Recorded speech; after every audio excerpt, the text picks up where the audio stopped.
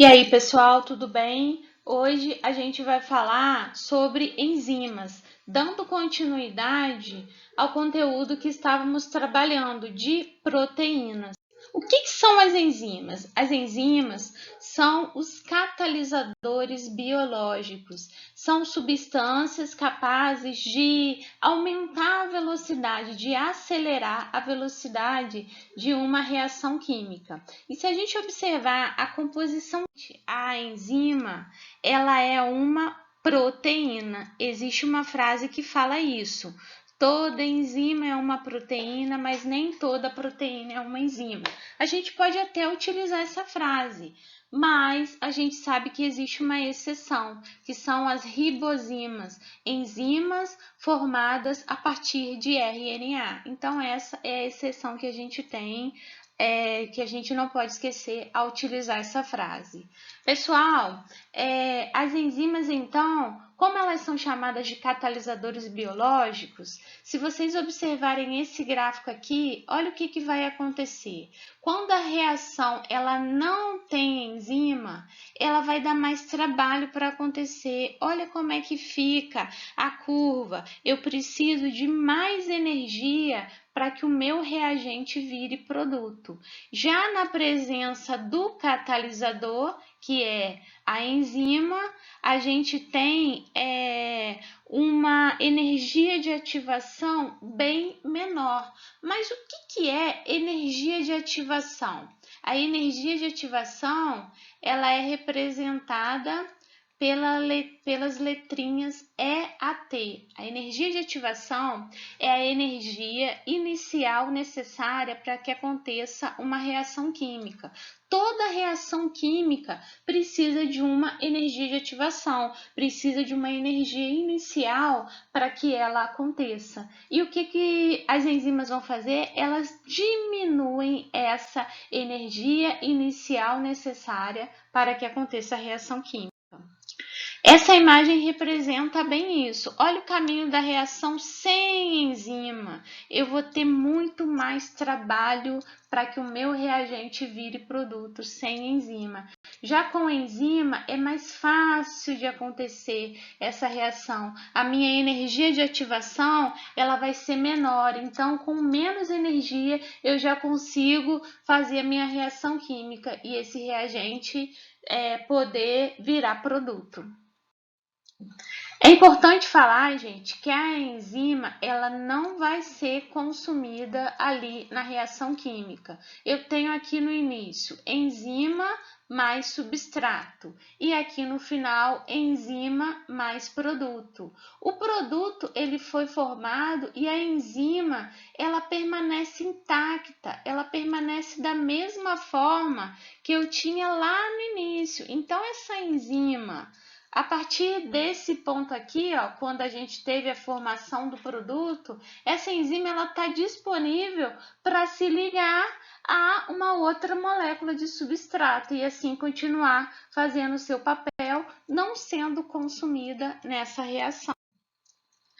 E a enzima, gente, ela é específica para o seu substrato. O substrato, ele vai ser uma molécula orgânica e essa molécula, ela vai se ligar ao sítio ativo, também chamado de centro ativo da enzima. Então, as enzimas, elas têm um formato tridimensional e esse formato, ele vai ser muito importante para a função que essa enzima ela vai desempenhar. Então, se essa enzima ela perde o seu formato, ela perde a sua forma, ela acaba perdendo a sua função, porque essa função dela, ela está relacionada com o seu formato tridimensional.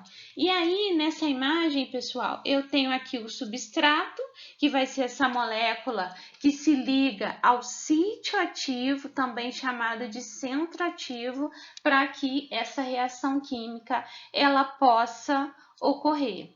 E aí, gente, de modo geral, a gente vê as enzimas com o sufixo -ase, mas nem todas vão seguir essa regrinha, tá certo? Existem algumas enzimas aqui que seguem essa regra, por exemplo, lipase. Lipase é a enzima que quebra lipídios. Lactase, a enzima que quebra a lactose. Vamos lembrar das pessoas que têm intolerância à lactose. Essas pessoas elas não conseguem produzir a enzima lactase. Então, se essas pessoas estiverem consumindo leite ou algum derivado do leite, essa pessoa vai ter uma infinidade de problemas. Essa pessoa ela vai ter diarreia, ela vai ter flatulência. E isso por quê? Porque essa lactose ela não vai ser quebrada, ela não vai ser digerida. E nessas situações, essas pessoas, se elas forem em algum lugar, vão no aniversário, por exemplo, se quiser comer alguma coisa ali que tenha leite, que tenha derivados, essa pessoa ela vai tomar um medicamento e nesse medicamento eu tenho a enzima lactase para estar fazendo esse papel aí, já que essa pessoa não consegue produzir essa enzima. E aí, pessoal, tem outros exemplos aqui de enzimas que terminam com ase, a catalase, a amilase, só que a gente tem outras também que não tem esse sufixo, por exemplo, pepsina, tripsina, quimiotripsina, enzima conversora de angiotensina. Não tem esse sufixo, mas também é uma enzima importante aí para o nosso corpo. São enzimas importantes para a gente. Gente, o formato da enzima, a especificidade da enzima com seu substrato, ela muitas vezes ela é explicada por esse modelo do ano de 1894. É o chamado modelo chave-fechadura. Esse modelo, ele fala que a enzima, ela se encaixa perfeitamente ao seu substrato, sendo altamente específica ao seu substrato. Então, a gente tem aqui, no primeiro exemplo, eu tenho a sacarase, é a enzima que quebra a sacarose, que vai ser um disacarídeo.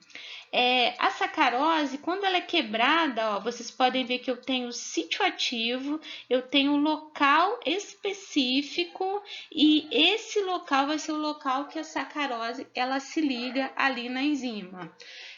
Quando a sacarase ela entra em ação, a gente tem a quebra da sacarose em glicose e frutose, que são exemplos de monossacarídeos. Segundo exemplo aqui, gente, eu tenho a maltase, a enzima que quebra a maltose em 2 moléculas de glicose. Então, gente, esse modelo chave-fechadura, ele é um modelo importante para a gente explicar essa especificidade aí da enzima com o substrato. Entretanto, hoje a gente já sabe que a enzima ela não é uma estrutura tão rígida como esse modelo descreve. O termo mais utilizado para a gente poder estar classificando aí essa enzima, essa ação aí, essa interação dela com o substrato, é o chamado modelo do encaixe induzido. Esse modelo do encaixe induzido, ele fala o quê?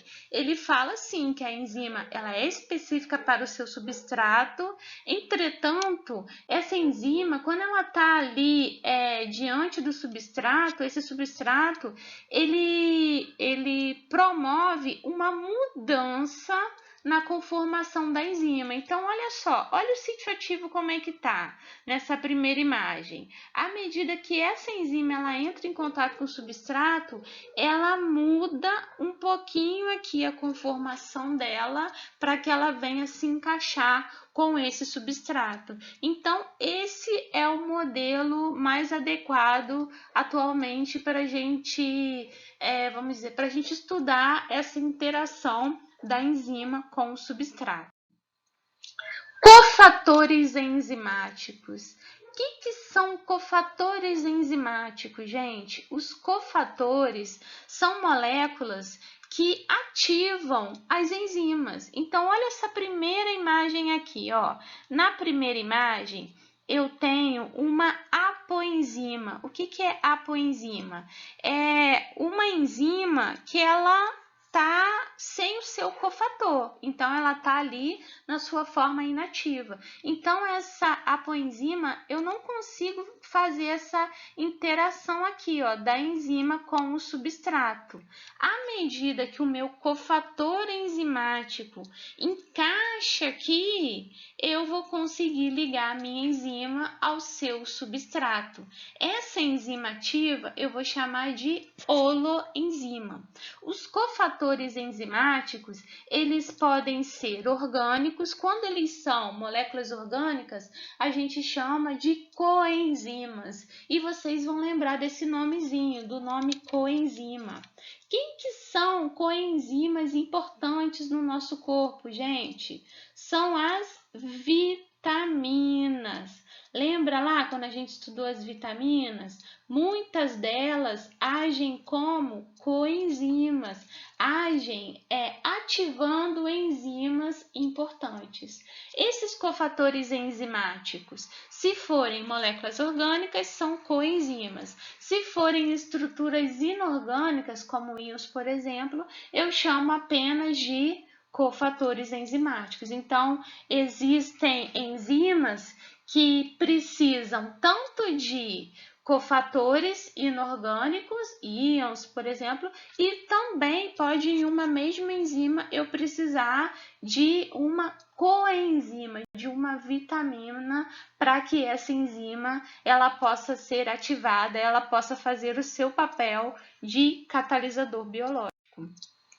Fatores que influenciam a atividade enzimática. Gente, isso é bem importante a gente observar esses fatores, porque isso cai bastante aí nas questões, nas provas. Um desses fatores é a concentração do substrato. Então, vamos supor, gente, que eu estou falando de um sistema fechado e eu coloquei em um determinado recipiente uma determinada quantidade de sacarase, que é a enzima que quebra a sacarose.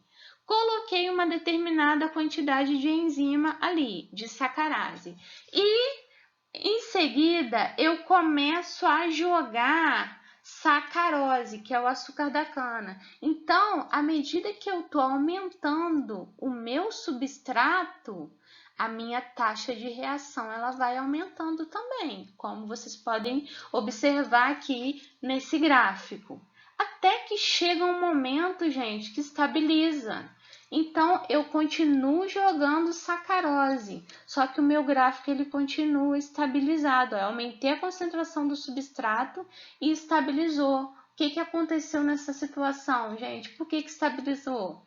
Estabilizou porque todos os sítios ativos ali da minha enzima, da minha sacarase, que foi o exemplo que eu usei, todos os sítios ativos eles estão ocupados. Então, esse momento aqui a gente vai chamar de ponto de saturação. Quando chega no ponto de saturação, embora eu adicione mais substrato, a minha taxa de reação ela não vai aumentar mais, ela não aumenta porque todos os sítios ativos da minha enzima eles estarão ocupados.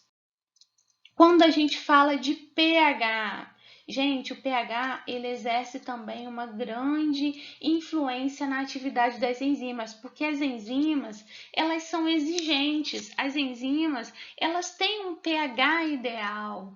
Então, vamos lembrar que o pH ele está relacionado com a concentração de íons H+. Existem enzimas que gostam de trabalhar no meio alcalino, no meio básico. Existem enzimas que gostam de trabalhar no meio neutro. Existem outras que gostam de trabalhar com o meio ácido, com pH por volta de 2, 3. A gente tem alguns exemplos aqui. Olha a pepsina no estômago. O pH ótimo dela está na faixa de 1,5 a 3. A ptialina ou amilase salivar, pH ótimo, por volta de 7. Tripsina, lá no intestino delgado, uma enzima que atua na quebra de proteínas. pH ótimo dela está na faixa de 8 a 8,5. E é isso que a gente observa aqui nesse gráfico. Olha lá a pepsina, ó, do estômago. Olha a faixa ideal dela de pH. Olha a pitialina ou amilase salivar, o ideal dela. Então, ela vai ter, quando ela está no seu pH ideal, ela vai estar ali na sua atividade máxima, ela vai estar trabalhando super bem. Agora, se ela não tiver no seu pH ideal, muitas vezes ela vai acabar inativando. Tripsina aqui também, a gente tem também a faixa ideal de pH dela. Ignorem as setinhas aqui, esse desenho que eu estou fazendo, tá, pessoal? Vocês sabem que eu sou péssima para desenho. Gente, questãozinha da UERJ, olha só, essa questão da UERJ, ela fala sobre a atividade de enzimas no organismo humano em função do pH do meio. Então, eu tenho várias curvas aqui, cada letrinha está representando uma enzima. A curva que representa a variação da atividade da quimiotripsina, enzima proteolítica encontrada no suco duodenal, é identificada pela seguinte letra. Então, vamos nos situar aqui, ó. Quimiotripsina, ela é bem semelhante à tripsina. É uma enzima que quebra proteínas e é uma enzima, gente, que ela é encontrada ali no suco pancreático. Esse suco pancreático, ele vai ser lançado no duodeno. Qual que é o pH, a média do pH aí do duodeno, gente? Lá no duodeno eu tenho pH lá por volta aí, gente, de 8, 8,5. Então, essa que é a faixa de pH do duodeno. Vamos dar uma olhadinha, então, olha. Qual enzima que vai estar ali na sua atividade ótima nesse pH? Observando aqui, qual que é a curva que tem atividade ótima nessa faixa, pessoal? É a curva X. Então, a enzima X que está representando a quimiotripsina.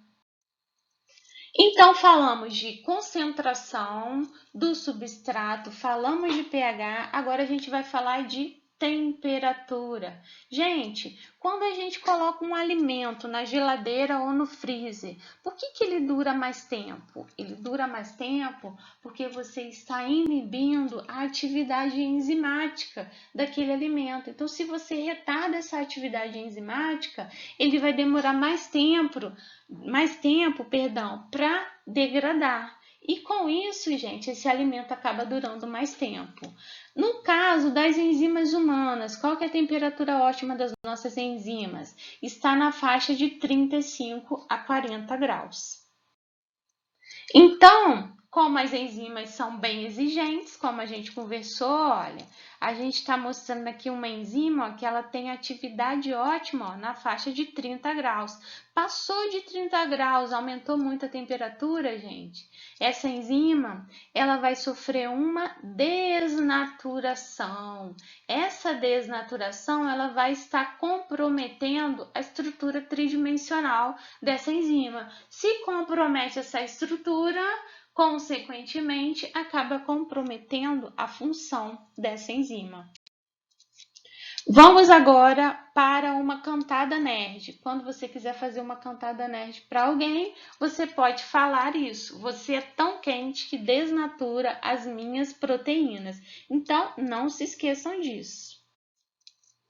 Continuando a falar dos fatores que influenciam a atividade enzimática. Gente, mais um fator que influencia a atividade da enzima, além da concentração do substrato, além do pH, além da temperatura, os chamados inibidores. Os inibidores enzimáticos, eles diminuem a atividade das enzimas. Agora, essa inibição, ela pode ser irreversível quando não tem mais volta, ou reversível quando tem volta, quando essa enzima pode voltar a fazer o seu papel ali.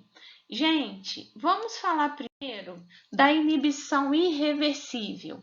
A inibição irreversível é quando esse inibidor ele vai combinar com a enzima de uma maneira estável, é uma ligação estável. O que vai acontecer? Ele liga na enzima e ele não desgruda mais. Com isso, esse inibidor, ele torna a enzima inativa ou provoca a própria destruição dessa enzima. Um exemplo importante para a gente comentar aqui, gente, é o cianeto. Esse composto aqui, eu não sei nem falar isso, porque isso aqui eu acho que é em alemão, Zyklon, que é, no caso, ciclone, é o ciclone B.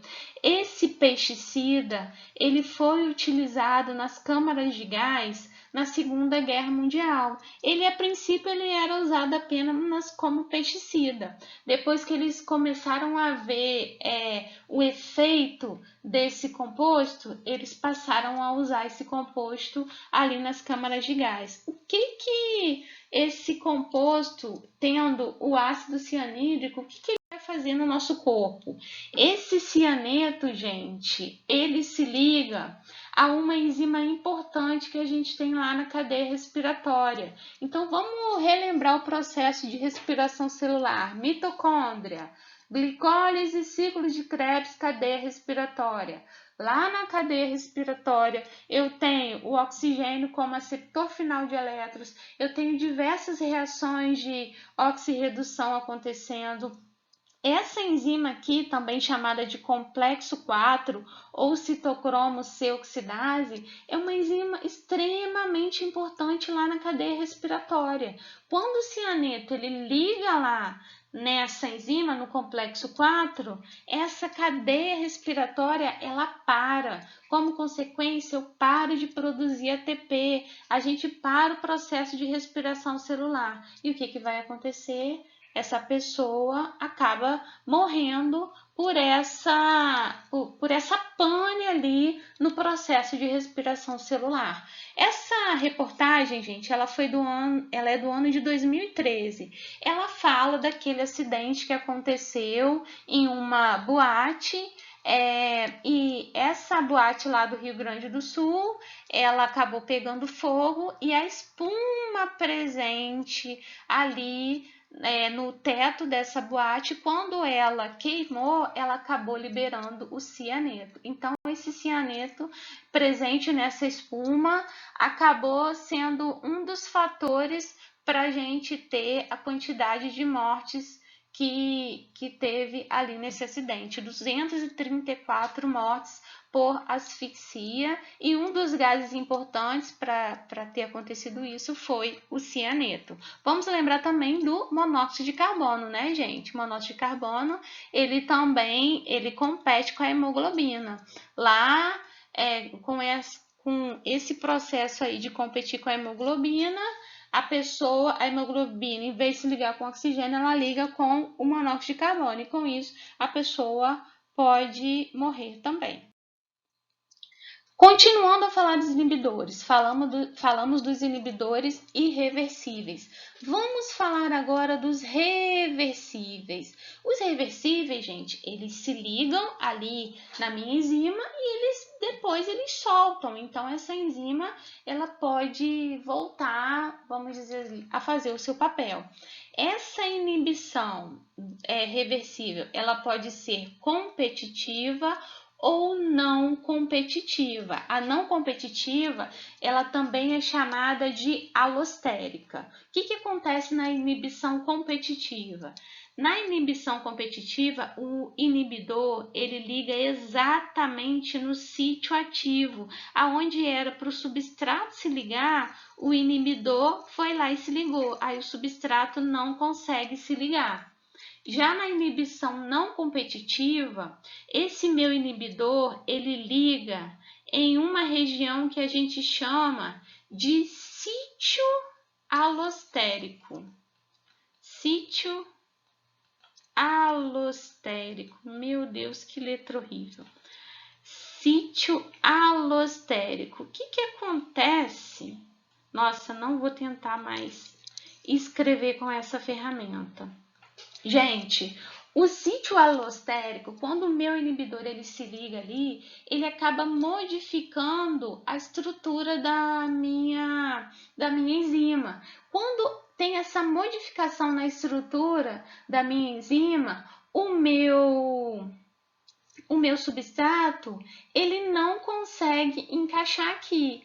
Ou, se ele conseguir encaixar, existem enzimas que ele consegue encaixar, essa interação enzima-substrato, ela não vai acontecer. Eu não consigo, no caso, fazer ali essa interação devido a esse inibidor alostérico. Essa imagem, ela explica um pouco melhor essa situação. Na reação normal, eu tinha lá, ó, enzima, substrato, sítio ativo, tudo certo. Formei ali o produto. Na inibição competitiva, o meu inibidor, ele vai encaixar exatamente no sítio ativo, no centro ativo da minha enzima, impedindo que esse substrato ele se ligue aqui. Já na inibição não competitiva, gente, olha lá o sítio alostérico, ó, meu inibidor se ligou. O substrato, ele até pode se ligar, em alguns casos ele não consegue nem se ligar, mas ele pode até se ligar, só que a reação, ela acaba sendo bloqueada. E, por último, pessoal, quando a gente fala de vias metabólicas do nosso corpo, a gente tem uma infinidade, milhares de reações acontecendo no nosso corpo. Existe um processo que a gente chama de inibição retroativa. Nesse processo, eu tenho uma via metabólica, gente, várias reações acontecendo. Lá no final da reação, esse produto final aqui, gente, ele acaba sendo o inibidor do início da minha via metabólica.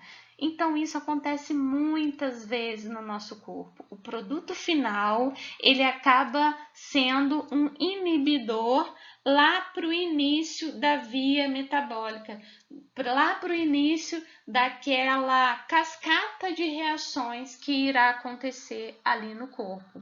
Então, pessoal, basicamente era isso que a gente tinha para falar sobre enzimas. Qualquer dúvida, vocês mandem para mim por mensagem, por e-mail, e espero que tenha sido proveitoso para vocês esse conteúdo aí.